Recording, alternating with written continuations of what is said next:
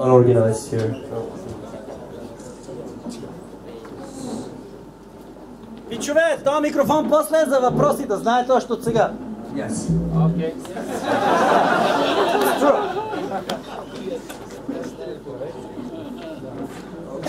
All right. I put this somewhere where it cannot tilt over.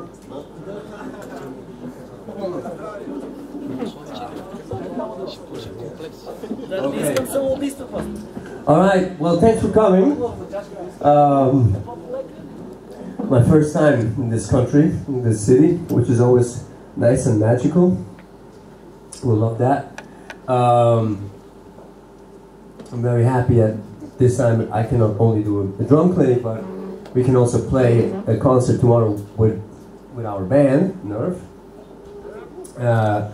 So what we will do now is I have John Davis which is a big fan.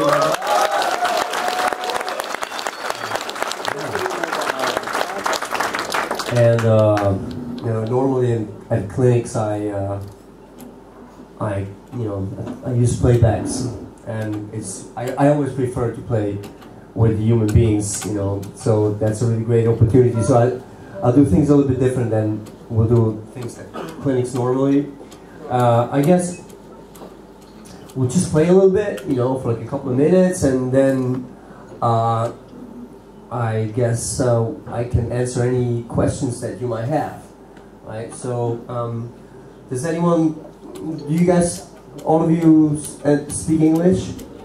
So we understand. If someone doesn't understand, you know, maybe we can have a translator or, you know, something like that, right? So I'll be, because unfortunately I do not speak this language. Okay, there's also, I guess there's a microphone for the audience where you can talk into. By the way, at the sound, yeah, just make sure that I have the audience microphone in this little monitor here. All right. Well, much further ado, we'll play a little bit and then we'll talk a little bit. Okay? Woo!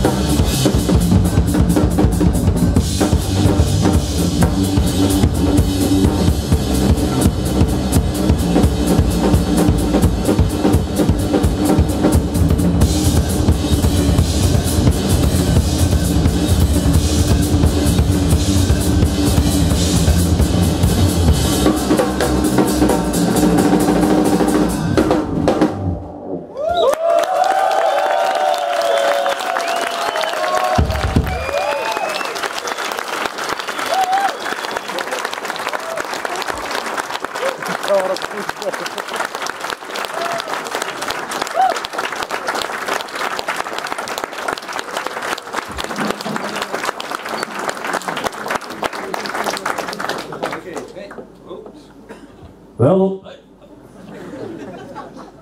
thank you, John Davis.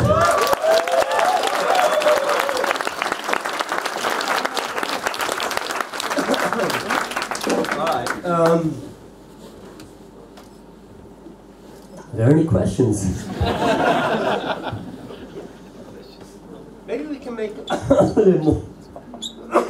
Sorry about that. A little more light. There we go. Yeah. Just if you have questions, go to the microphone and talk. Yeah. Hello. Hi. Nice to meet you. Welcome. Thanks for the first question.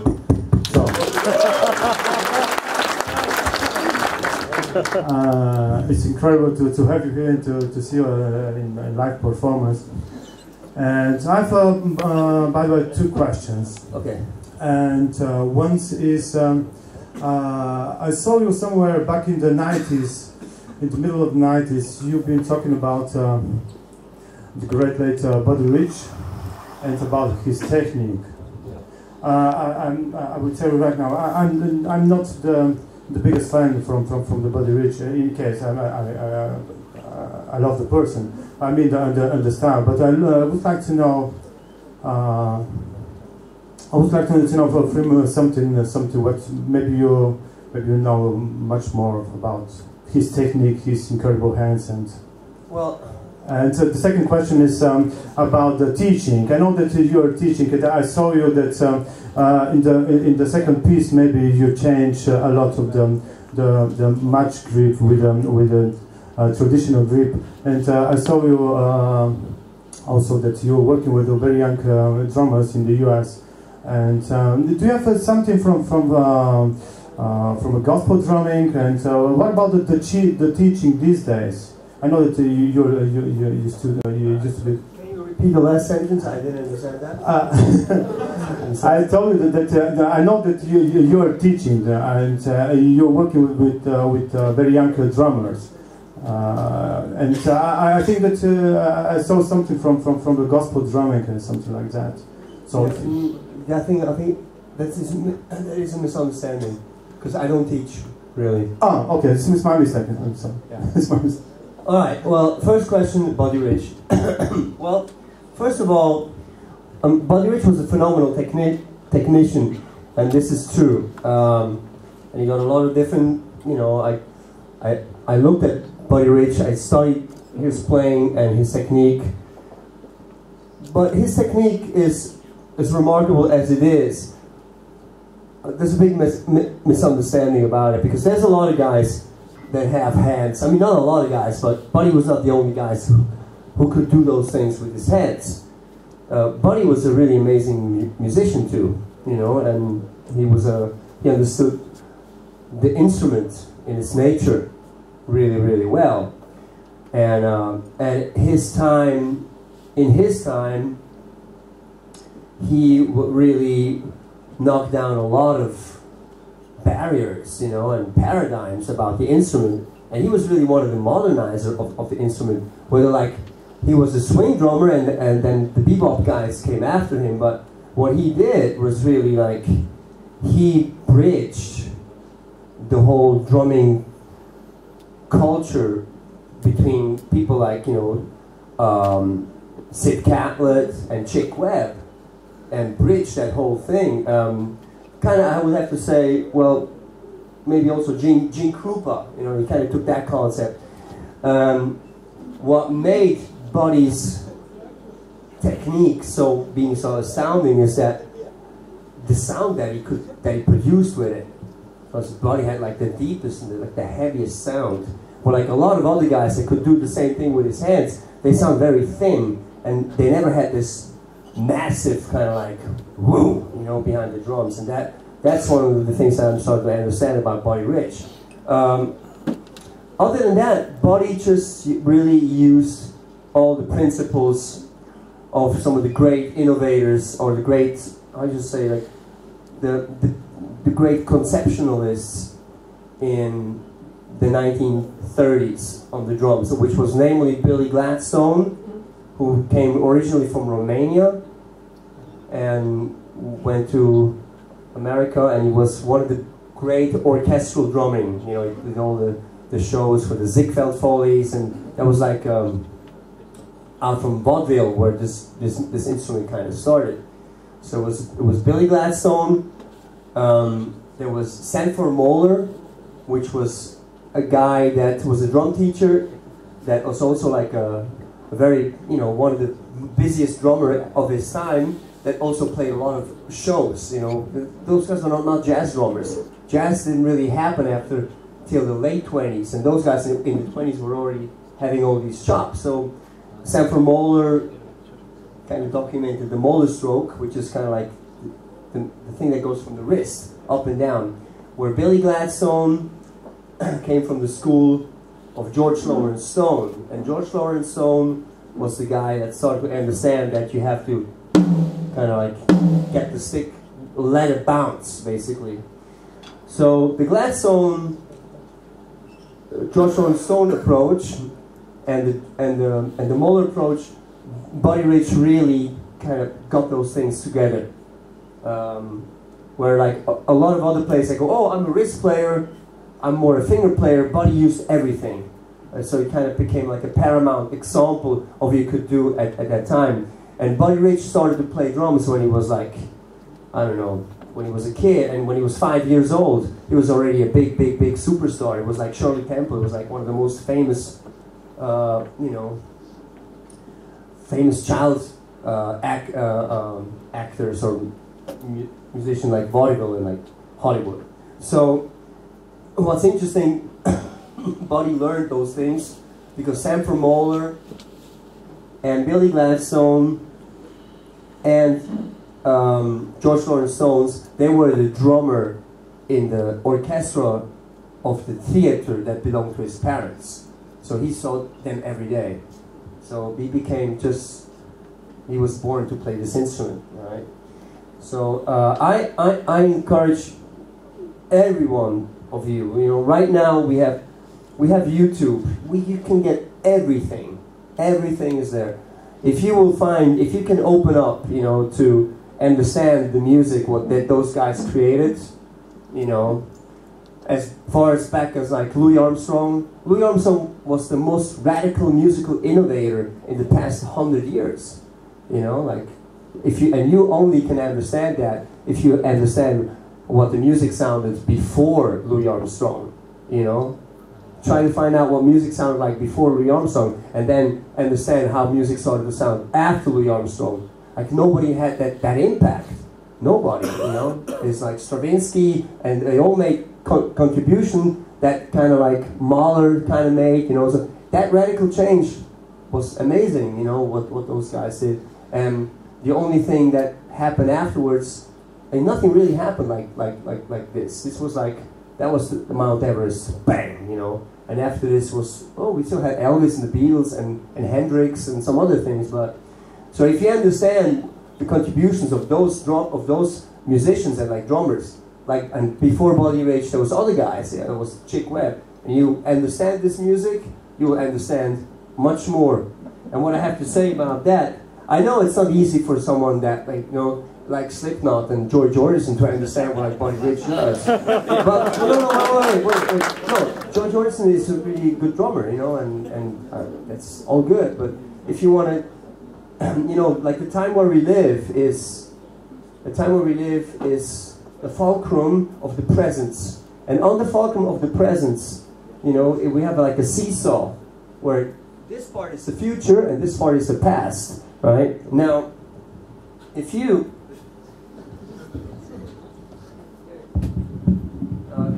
this is very important, right? Okay, so this is the present. This is the time that we live, and this is a seesaw. And this is the future, and this is the past, right? Like this, right? So if you live like this, you have very little, you know very little about history. Then your future is going to sag down, and it's going to finish right here, right? If you're like this, you live in the past, you have no prospection into the future. You will not be able to participate because you will not understand what is going on anymore. So if you have this, an equilibrium, then you will understand the correlations of where you are with the history of this instrument. So, and the bigger the future gets, the bigger you have to go back in order so this can be free and moving. You know, otherwise you will develop one way of thinking. You will develop one way of thinking, and that's not flexible. And to me, that's important. You know, like all the people that I learned from, that I consider to be really great, they have flexible minds. You know, they could adapt. Like Miles Davis. You know, like he reinvented himself many times. Or like the Beatles. They reinvented themselves many times, or Weather Report, you know. So that's what I'm saying. That's what great people can do. You know, they have long careers. You know, they always can do something new, right?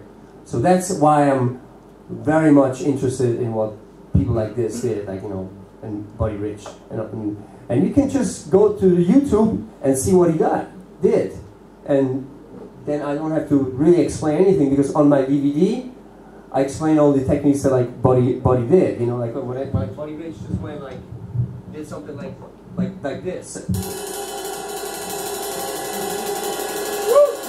Like, oh wow, this is really fast, but you know, it's not important. It's not that it's fast. Important is that it is possible. And when you understand that Buddy Rich was very talented, but he was not a superhuman. You know, he just understood how to do certain things, and kind of everybody can do it to a certain extent, because it's just technique, and technique is one thing that you can learn. You just have to know how to do it. You know, some people are more. You know, not everybody has the physique to be an Olympic champion, but everybody has enough physique to be a musician. Right? And don't get frustrated if you can't do you know, the most important thing is like how you play music on this instrument. And sometimes, unfortunately, there's a little bit of like a tendency with this instrument that become too Olympic, you know. I mean, you know, I have chops, you know, because I play all my life, so I can do certain things well. But that doesn't create the magic. You know, you can do really complicated or very fast things, and you will only impress other drummers that will understand, oh, this is difficult to do. But normal people that need music, they don't care about this. So you have to make a decision. Do I want to have drummer fans or music fans? You know, like, that's very important. Talking about the gospel chops thing, you know, I kind of have a love-hate relationship to it, because on one hand, the gospel community, the gospel chops people, they really develop some new vocabulary on the instrument, which is great. You know, after years of people that have been stuck, they bring something new, which I think is great. I also think the communal sense is good, because it's happening in a place where, you know, kind of like the church takes care of kids that otherwise would, you know, it gives them a sense of direction, you know, and it shows them music and brings them into a positive way of, you know, living. However, one negative thing is when they play together and one guy has something cool, you know, then everybody goes like, well, how do you do this? I go, okay, you know, I go like, what was it? Wait a minute. And everybody will slow it down, and everybody will copy the same lick, and everybody will sound the same. There's no individuality. There's really, of all these gospel guys, there's a few guys that really have their own style, you know? And it's good to learn things, but you have to know when to move on, you know? So it becomes a competition a little bit, you know? And as I say, it becomes Olympic to a certain thing where it goes too much away from the music. But I encourage you to figure out how things work, if you're interested, but just know why are you doing it. You know, why are you doing it? It's just like to impress your other friend. That's nice, maybe once or twice, but sometimes you have to grow up, you know, and you have to do something that other musicians are doing. Anyway, I hope that it was a very long answer, you know, but I hope it gives you a couple of points of reference of like how I think about those things and what I think is important. Any other questions? Yeah. If you have any questions for like John, by the way, you know, because it's a rare opportunity. I know this is a drum clinic and most of you are like drummers. But yes. Any other questions, please? Don't be shy. Just you know, line up. Yeah. I have actually two questions. Okay. Because I like the things that you said about the history and the future, you know. So I want to ask you about something connected to the music that you guys play with the nerve, which is unbelievable. And first of all, it's like I always wondered what is the difference between jungle and drum and bass, and maybe you can tell us something about historical how things got from drum and bass and jungle, because I think sometimes people don't get the difference. And the second question is, let's say a couple of people start to want to have something like this, or want to make music like a drum and bass or jungle. Maybe you can give us some tips, you know, how to practice stuff. Like, I mean, like, you know, not only music sheet. I mean, how do you guys do it? You know, Okay. do you use like music a lot, or you just jam? Jojo came from the aim and break, which some Jamaicans in Jamaican suburbs of like London or Bristol, you know, started to just experiment with beats. And the aim and break is a rhythm. It's a breakbeat, right? There should be drum stands like this. It's really cool. Alright, so I want to try to. Okay, the aim and break was a breakbeat. No. Okay, that was a breakbeat. A breakbeat is that's a terminology that comes out of turntablism, which is, you know, DJs that kind of scratch beats, right? That kind of make. When turntablism started with hip hop in the early '80s, they started to look for old records that had a piece in the music where there was only drums or bass and, you know, no vocals and no melody, right? So they refer to those sections of music. It could be an introduction or an interlude or at the end of a tune. They refer to it as breakbeats, and the reason why they refer to it as breakbeats is because the band takes a break, right? The band stops, right? And when like James Brown goes like, "Give the drummer some," right? And then the band stops and the drummer goes.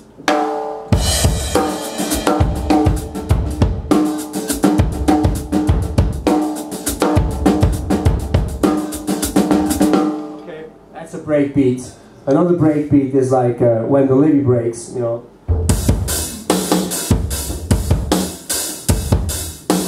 Another one is from Chuck Brown.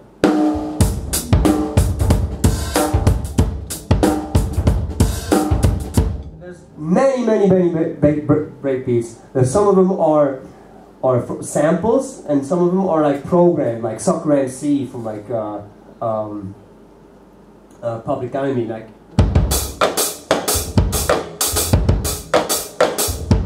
Okay, so there's many different drum bass. Anyway, it's one section of like music, and one breakbeat was from a record called The Amen Brother from a gospel band called the Winstons, and that beat sounded like this.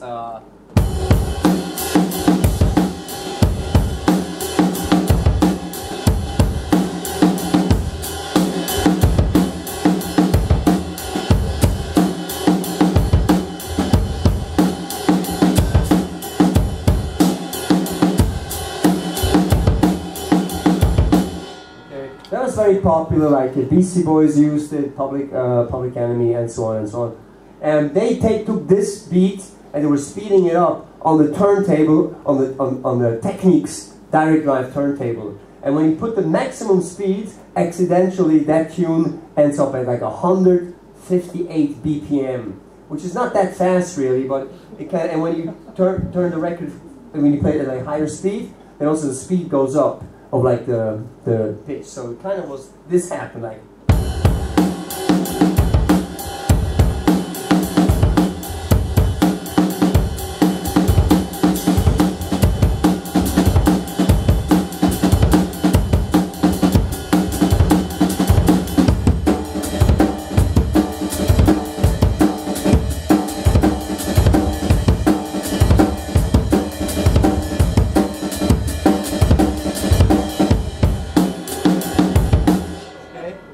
Once you got that, when they scratched it, they could, like, you know, stop the record and play from the beginning. So it was kind of like.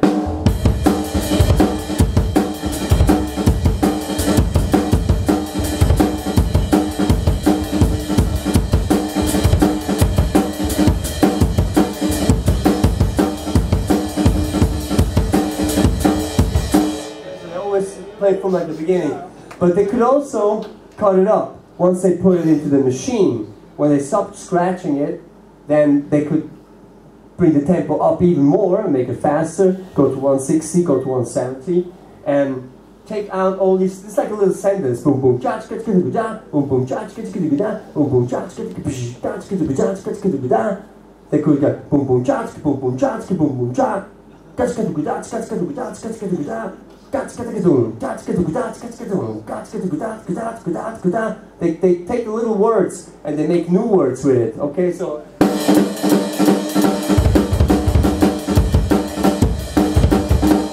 that's what you call aim and break. All these things, even if it's not the aim and break, even if it's those type of beats that go.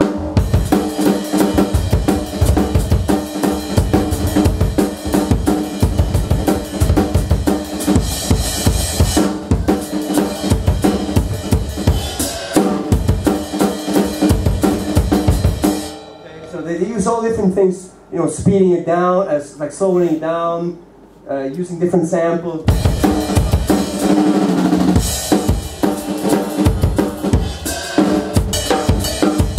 Okay.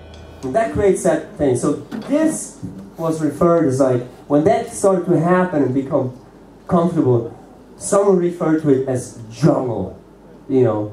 Because they were talking about, you know, like Jamaican community, talking about, you know, Africa and jungle and blah blah blah and the lion and this and, you know, all right. So it was jungle, and then more and more white people started to get involved into this, right? And programmers, and then somehow, what I'm told, and I'm not really sure, is that there was kind of like a political correctness. Because like when you refer to something like jungle music, it's kind of like it can be, you know, as condescending as and racist to like primitive, you know, like. So I think that's when they started to change it into drum and bass, because when you heard jungle from the outside of a club, all you could hear was drums and bass. All this, so they call it drum and bass because of that. So it was really more like a fashion type of stuff. It was the same thing as like soul and funk, right? So, or, you know, funk and hip hop. Well, hip hop is kind of funk, but it's not. So it's just it's terminology, and the style is not so much different. However, drum and bass started to get more simple and more programmed, and started to relay less on samples, but more on program beats. So it became straighter, it became more commercial, so more people wanted to dance it, so then they simplified the beats. So instead of like it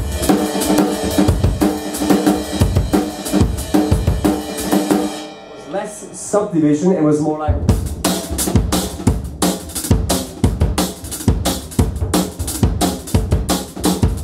okay, so it was less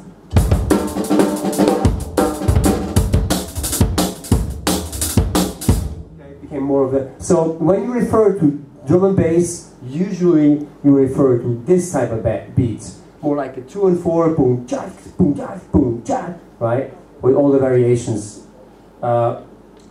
Maybe we can play some like jungle, or what we think is like jungle, and what is more drum and bass, right? The jungle is usually a bit slower, so let's do like what we started with was kind of like jungle. So let's do a little bit like Jamaican, like kind of with like drop tones. Also, like the bass line is a little bit different, you know, more like this. So exactly 1, 2.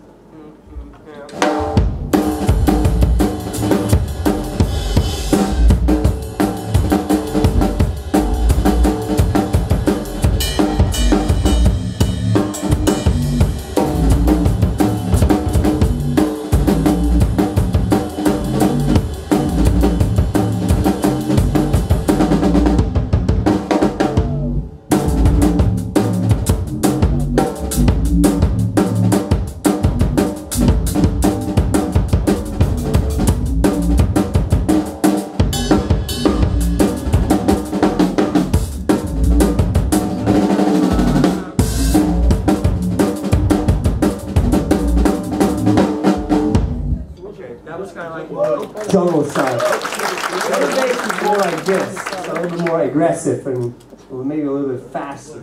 Right. Right. It's more like this.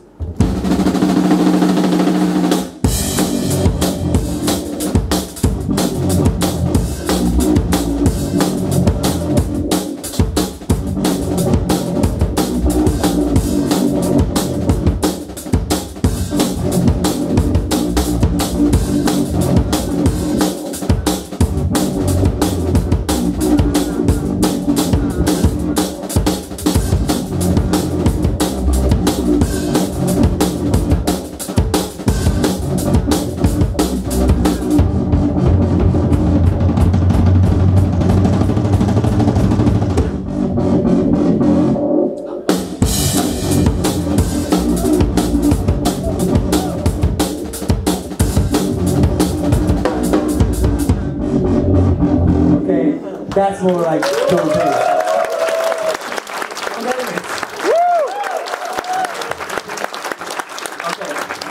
Okay. So that's the history, kind of like. Well, of course, it's more complex than that, but basically, you know. So now you know when we talk about jungle, it's more like this, and drum and bass is more like simple, kind of like. Right? But you know, those styles are old. You know, those styles are 20 years old now. You know, now we have, you know, since about almost 10 years we have, or 7 years we have a dubstep, we have drum step and glitch beats, and it always changes. So the second question was kind of like how I approach it. Now, if as a drummer you want to play this music, you have to understand two things. Number one, basically, this is dance music, right? So it doesn't matter like what you do up here, you know. If you don't have something like that is in the basement that moves this part of the body, then you can stay home. Right? This is very important, right? Because I see a lot of guys that they sound like Stuart Copeland, like acid, you know, but that's not really how it works. Okay, so this is very important. Number two. If you want to play this music, no, actually it's three things. Number two is you have to listen to this music, and you have to listen to this culture, and you have to go to a club where they play these things, or you have to listen to those things on the internet and get into and understand what's going on. You have to discover it by yourself. You cannot just go to a music store and go like, I want to buy drum and bass, because it doesn't work. Drum and bass, and it's a lifestyle, you know. It's kind of like you cannot just buy a lifestyle. You have to live it somehow. Otherwise, it will always sound a little bit fake. You know, you can do it, but it will always sound a little bit fake. And as a drummer or as a musician in general, if you want to understand this music, you have to know how to program electronic beats. Because every style from the drums has a vocabulary, has a key where you can get in. If you want to play Afro-Cuban music, then if you want to play Afro-Cuban music, there's a lot of books how to interpret you know, Afro-Cuban music on the drum set. But it's not that really necessary to do that. All you have to do, you have to learn how to play the congas. And you play the music, and if you understand the rhythms and the clave, then you can, when you play on the drum set, you will find a way intuitively to interpret that music. Because in Afro-Cuban music, there's no drum set really. The same thing, well, I can't really do that, so don't. The same thing, if you want to talk about Brazilian music, you know, then you should, you know, learn how to play the pandeiro. Learn to speak a couple of the words of Portuguese, you know, so you understand a little bit of the lyrics. If you want to play pop music, you have to understand songs. You know, you cannot play pop if you don't understand Bob Dylan, you know, because pop music is about songs. So as a drummer, you have to understand what this guy is talking about over there. It's not just like la la la la. It's not just 3 chords. It's more than that. And once you understand that, you will approach the music differently. If you want to play jazz, you have to learn about the right cymbal. And, you know, you have to learn about the swing, what that is. It's all about this first, you know. You can do a jazz gig just with a cymbal, really. You know, you don't really need anything else.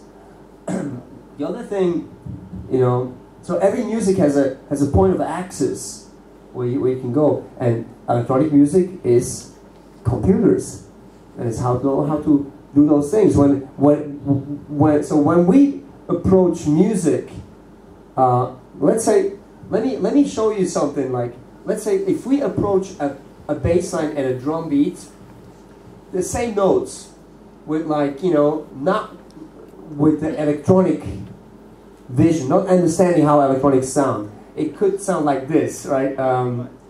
It's like normal bass sound, or you know, like kind of like, yeah. Okay. It will probably sound like this. You know, let's say with let's do like something simple first, right? Let's do like a house beat, right? Like a techno beat. It's just very, very, very simple. Not much going on. Okay. 1, 2, 3, 4.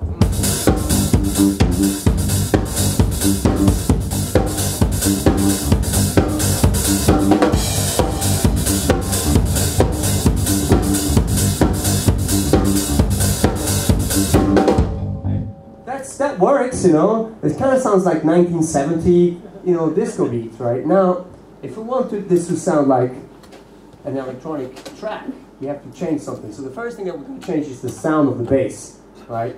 So I gotta say with this. Okay.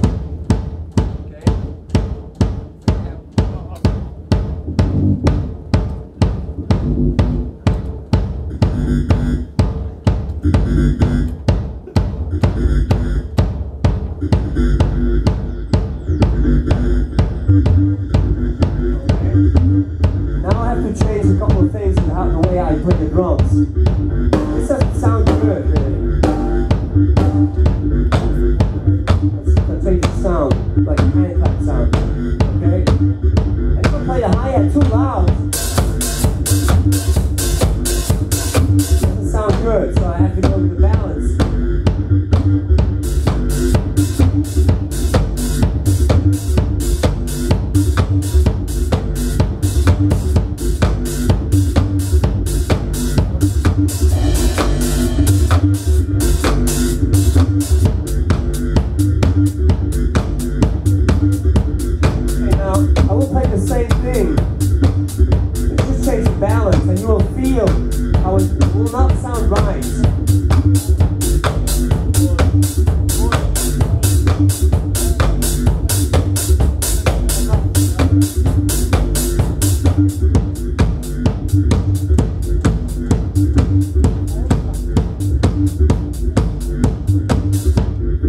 Difference. It's the same notes, but just different balance, okay? That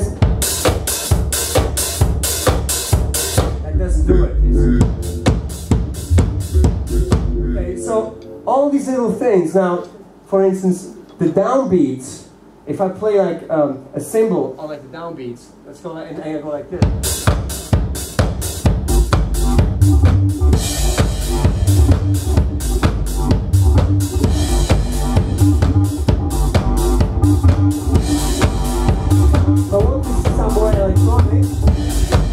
just leave the down, I drop the downbeat and like the simple.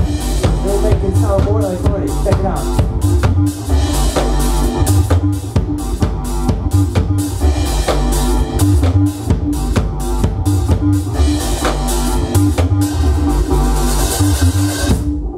Okay, so you understand it's like small nuances, you know, and that's that's what we call like reverse engineering.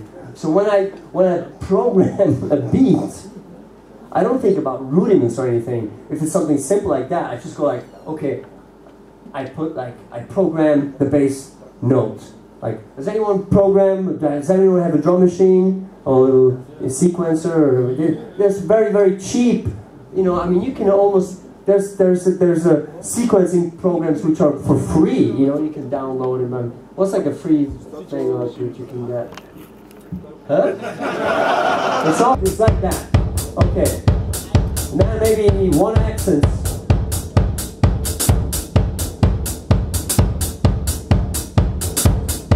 Okay. I make a simple bass line.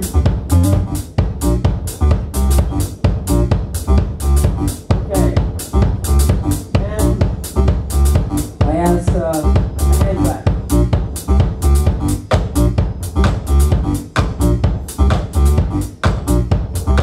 Maybe an open hi-hat.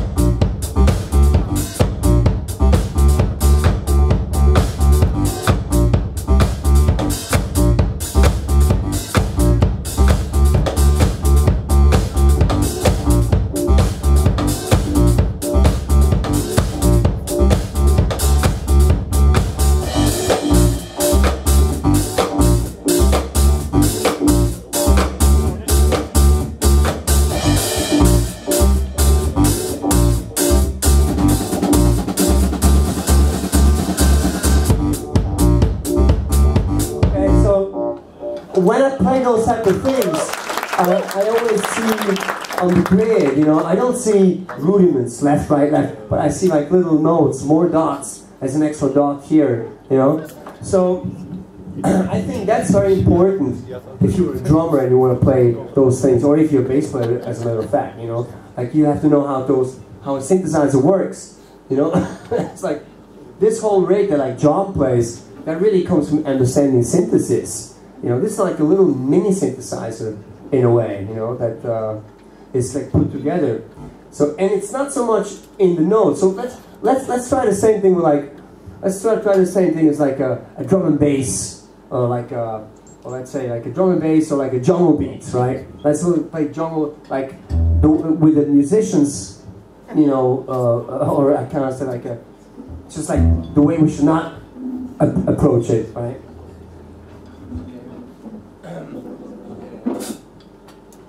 1, 2, 3, 4.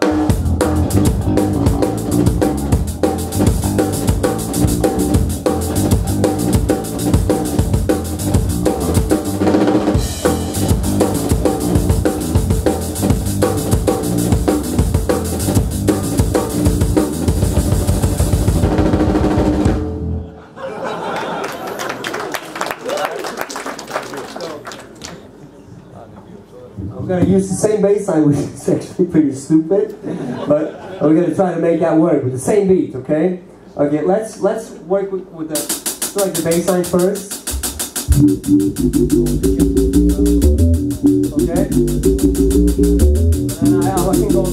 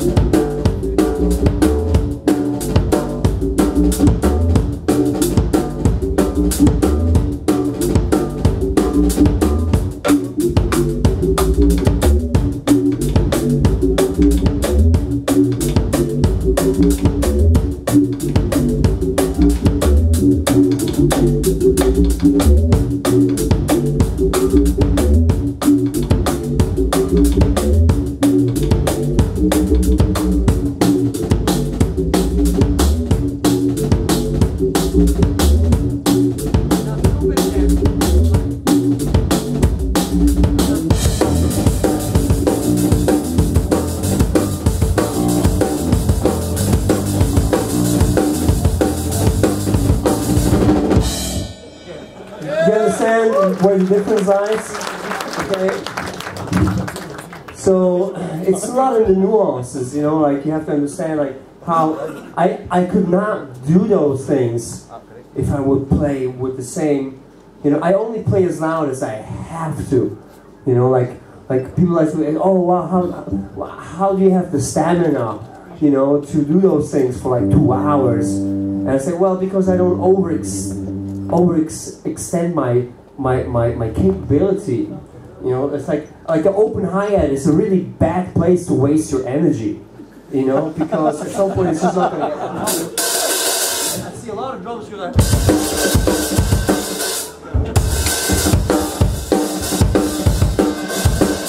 That's like, you know, you have to understand where to put the power, where it's going to make a difference, and where it's going to turn into hot air, right? So that's, you know, as an approach. Now, as I can see, I think I pretty much answered all the questions that you have, and I mean the way we approach it, it's kind of like that, you know. Like if we hear something, you know, like we go, oh, this is very cool. So like John learns, you know, and he understands how those bass lines sound, and I learn how those beats sounds, and then we just get together and play the same way we will play any other style that we understand. You know what I'm saying? So that's the approach, you know. You understand, you have to understand the culture behind it. Otherwise, it's going to be an exercise, you know, and not really, because you want to express something with music, you know. That's what we're trying to do. So you can't fake it.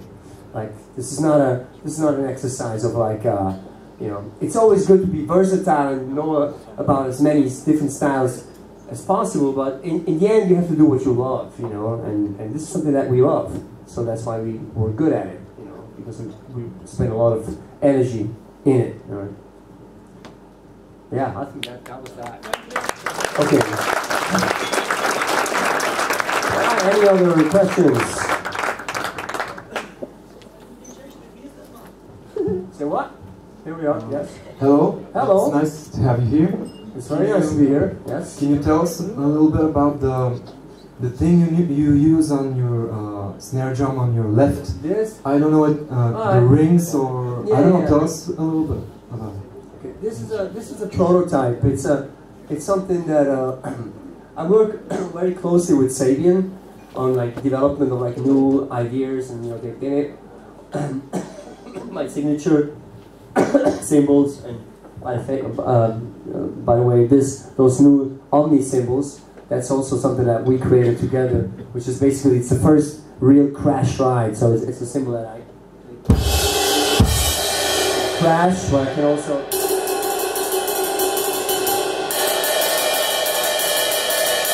it's very unusual that you can do both things with this. This is something that we've been working on for a while. It's not quite finished, it's almost finished. It's basically, to emulate some like white noise sounds, I always, I used to put things on my snare drum like ashtrays and splash cymbals and broken cymbals to get this type of sound, right? And so eventually we just came up with something where I could actually play the snare. If I wanted to, I could also. So I can do a lot of different things. That's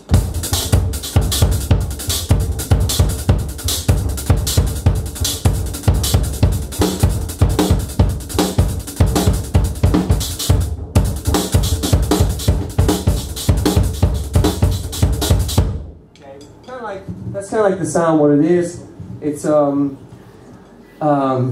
we are trying to market this thing. However, the problem about it is they're very expensive to make.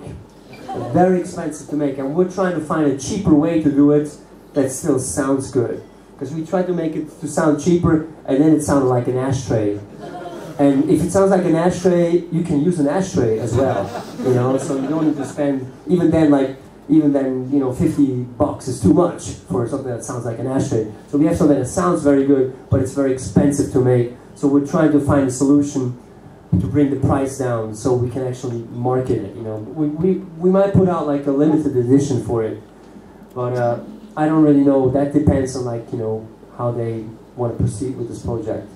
But yeah, I mean, you know, you can make things yourself. You know, like I made a lot of, like, you know, when we're in the studio, like we make a lot of things. You know, like we put cheap, you know, and pickups, you know, and we put it behind the hi-hat and make some crazy sounds. So we take cheap microphones from like cassette recorders from like the 70s, and sometimes you can do things with them. You can be creative. Even like a really fucked up sound can be very good, you know, if you know how to do the things. So it's not all about like the shiny things, and you know, you can do great things with accidents, you know. So be creative, you know, like, you know, try to make something like this.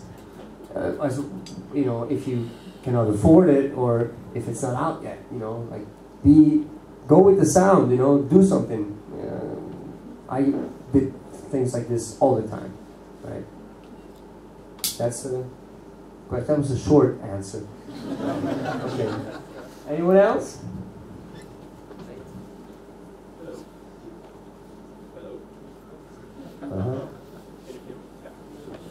I cannot.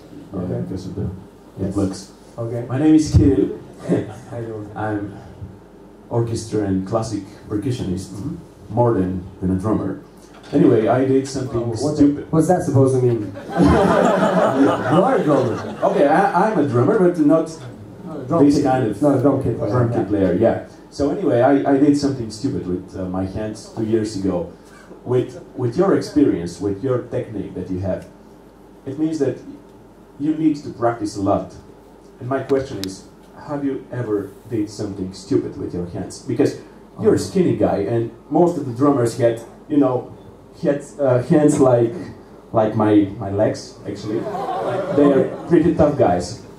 And yeah, that's my question. Well, have you did everything stupid? The number one answer to the first question is, if you have technique like this, you do not have to practice at all. Okay. I'm serious. I don't really practice.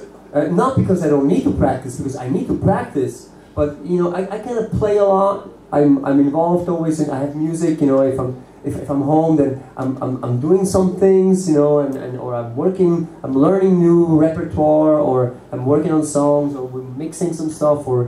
So for me to practice is actually I cannot do something else. So I have to take a vacation to like practicing, and I can decide I want to go to the beach or I want to go practice. So that's why I don't practice so much. I still practice. What I'm saying, it took me a while to learn those things, but yes, when you know how to do it, then you don't need to practice it anymore. You just learn how to play it, and that's a little bit like maintenance. You need a little bit, but I need, you know, two days. If I don't play for 2 months, I need 5 days of playing, and then I'm back to normal. You know what I'm saying? That's like, so doing something stupid. Yeah, of course. Everybody does something stupid, but you know what? I never had a teacher. I learned from listening to other people, you know, and I tried, and I made many mistakes, and it's because I made the mistakes, you know, because I fell on the floor so many times, and I get up, I now understand what I have to do, so I don't, you know, it's like if someone tells you, don't jump from the window in the 3rd floor because you're going to hurt yourself. You understand, yeah, but it doesn't look so high. Maybe I can still do it. And you will jump and you will hurt yourself, and then you have something that you did not have before. You have experience, right? So I would say with those things, you know, this is just fingers and tendons, and most of the things are in your head. Anyway, I think tendonitis and those type of things, in most cases that I'm aware of, and not just drummers, but like bass players, or guitar players, or piano players, it's come from here, not from here. Or actually, it comes from here, actually. Because if this is relaxed, everything is relaxed. If this will be also, right? And you can play, you know, there's some guys and they play very, very stiff, but they don't have problems because they're here relaxed. So you have to understand, like, when those, I had one time in my career, I had a very, very, very bad during a tour, I developed a very bad case of carpal tunnel syndrome in both hands, and it was real. I mean, it was a 3 months tour, and after 2 weeks I started to develop it, and I played the whole tour with carpal tunnel syndrome. It was very painful, and I thought my career was over, and I thought I needed a surgery and everything like that. And when the tour was finished, I got back home, and 1 week after the tour was finished, it just went away. So I understand I did not like to play with this band. That's why I got it. And, wait, no. My heart say, I don't like this music, but my head say, you're a professional, you must do this. The money is good, it's a famous band, everybody else likes it, I must be professional, I must play, and I must like it. That's what happened, and if there's a war between this and this, you will lose, you know? So I think carpal tunnel, as far as my experience, not always, of course you can make certain things very wrong, you know, it's very, very damaged. Very damaged. I have tinnitus, every night when I go to bed I hear, you know, which is, you get used to it, but that was stupid. That was stupid, because I play with very, very loud bands, and I like volume, and now I cannot enjoy it anymore because it hurts. So now I have to be, you know, more careful. So protect your ears, you know, and be aware. You know, stupid things don't come from here. Stupid things come from here and from here. So I think you have to understand what your motivation is behind that. So, yeah. Anyway. Okay, maybe. Alright, maybe another question? And then maybe we'll play a little bit more. Yeah, that's good. I'll get you. You have doing a lick between your right and your snare, something like Steve Smith or Greg Bissonette doing in the first performance, like tra tra tra tra tra. How do you do it? Which one? Flumped up or something like no, this. Yeah, it's kind of like a Tony Williams thing. It's like yes. It's people call it the blues shot. It's like this. This one? Slow it down, slow it down.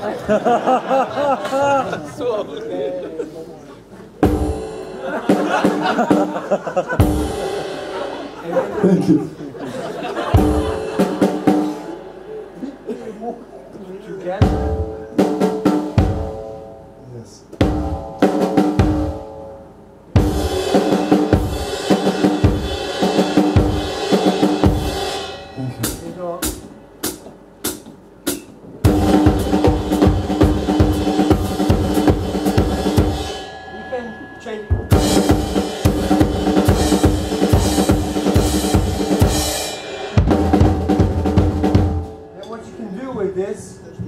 To make it sound a little more interesting, you can, instead of going like, you can open the flam,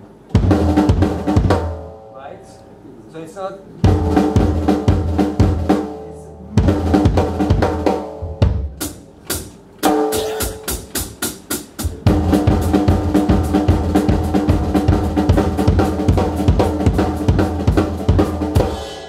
It's phrasing really. It's not really something that I could write down.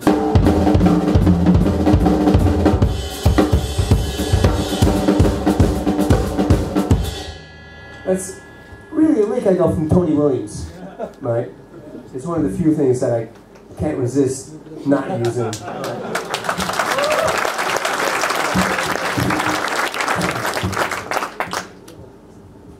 I have three short questions. One, the first is, can you show these tricks when you slide the finger on a small tone? Oh yeah. The second is... Yeah. This is a way, I'll just explain it to you. It's a conga technique. It's you wet your finger a little bit, right? I know, but you use coated.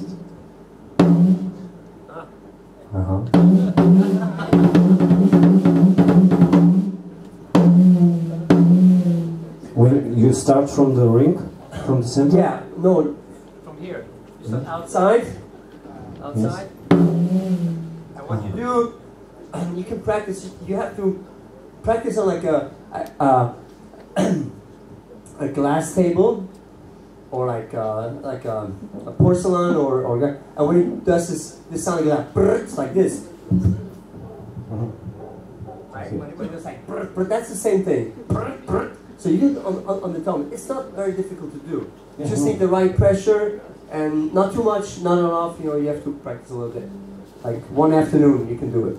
I think the second is, can you show different ghost notes when you use with snare drum and hi-hat on Sure. the break? Yeah, I mean, ghost notes, you know, ghost notes is not something that I consciously play. Ghost notes come from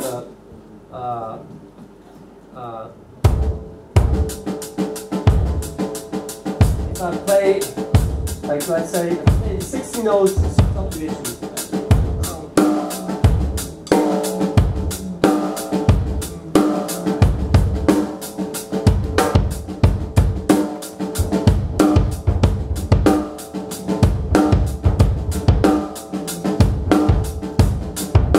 What you can do is like, I'll try to play those like.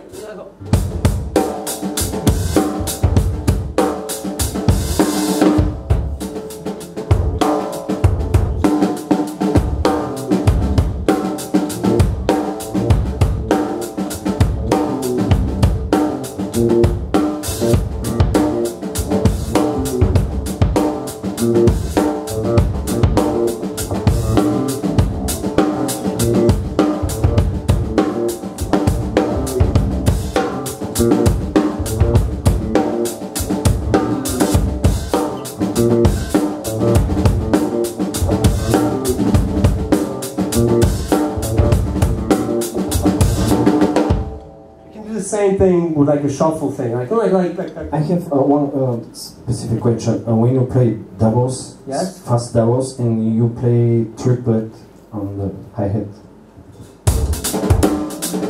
but not the shuffle on the drum and bass beat fast. Triplets? No, I meant it's not triplet. Yes. That's a molar stroke. It's a bounce. I just play, and just. Like 3 or 4? It depends. Sometimes 3. Like 3. 3 with a pull-out accent. It's 4 with a.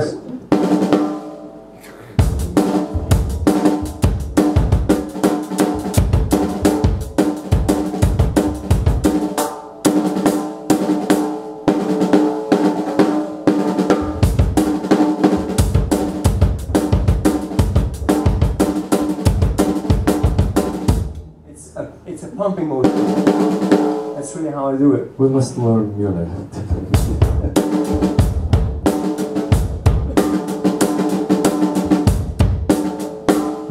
It's the same there.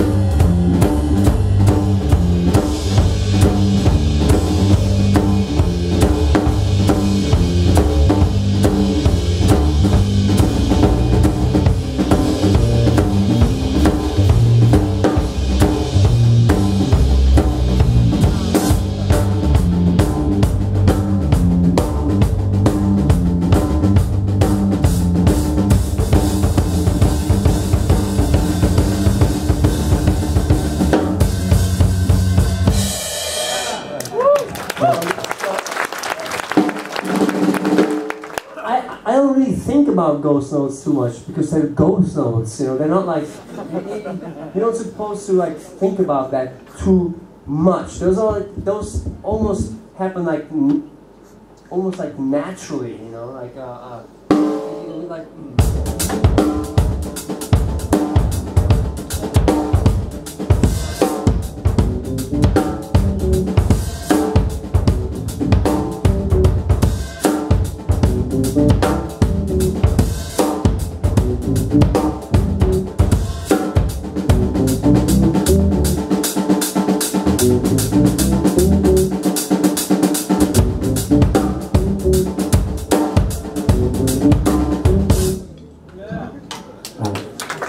Do you use one hand roll like Johnny Rap or not? In your This? yes, but show it left hand. Show it left hand. Like this? Oh, with the left hand? I don't really use it because it's not very practical. You know, like a one-handed roll, I don't really do it. You know why? Why? Because a two-handed roll sounds better.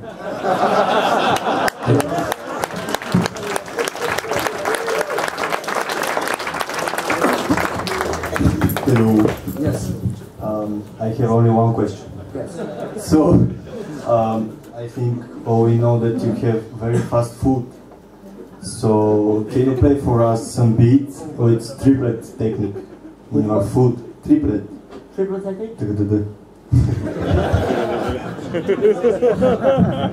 Well, you know, let's play. We'll play one more thing for you. I mean, you know, evidently, I don't know if any one of you guys are going to come tomorrow. You know, you can bring your non-drummer friends too. So, yeah. Anyway, it's we're going to be party. So, okay, we'll play. Let's play like a mind wash type of beat or. Huh?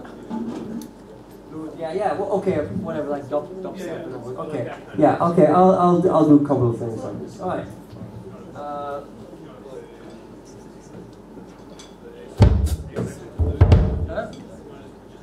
Yeah.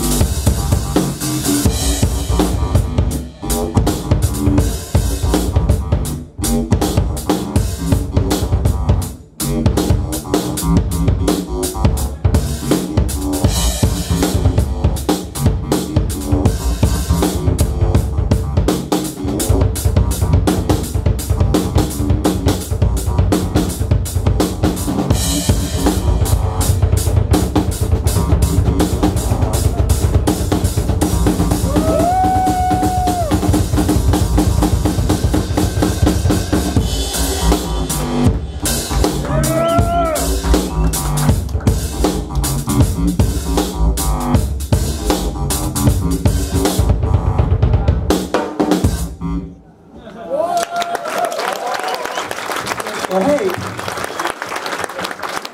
All right. I guess we'll wrap it up for now. John and I will, if you want, we can sign some things for you. Like, we have a couple of CDs from our new record, which you can also buy now. We have still a few left. Like, we've sold a lot of them on like the gig. So I'll sign some autographs if you want to take a picture. For now, so they're going to be around for like a couple of minutes. And I guess I'll see you perhaps tomorrow. Yeah. You have a question, right? Yes? All right, well, one last question. All right, here we go. I'm a left-handed person by nature. What?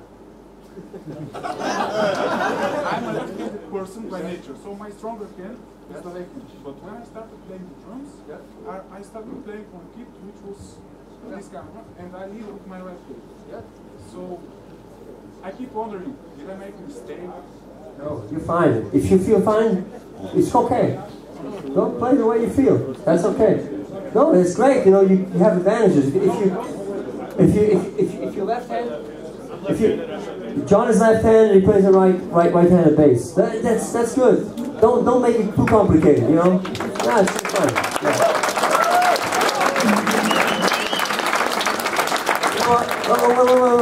Wait, listen. Yeah. One more question maybe, because in this hall is a lot of drummers. Yes. Is it possible to show us, maybe it will be interesting for a lot of people, the exercises, maybe your favorite exercise you practice to warm up and every day to develop in your speed? I don't warm up every day. Okay, when you practice, do you have favorite exercises to develop in your speed? I do the molar pump. I do the molar pumping action. This.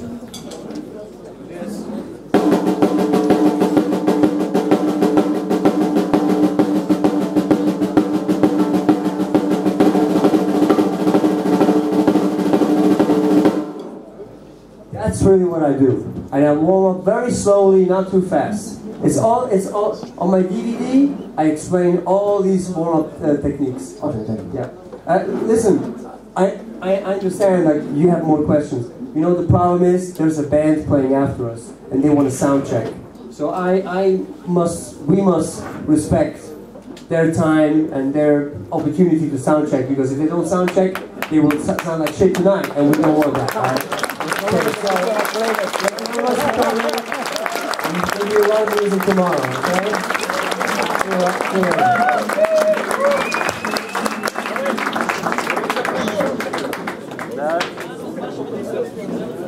Playback.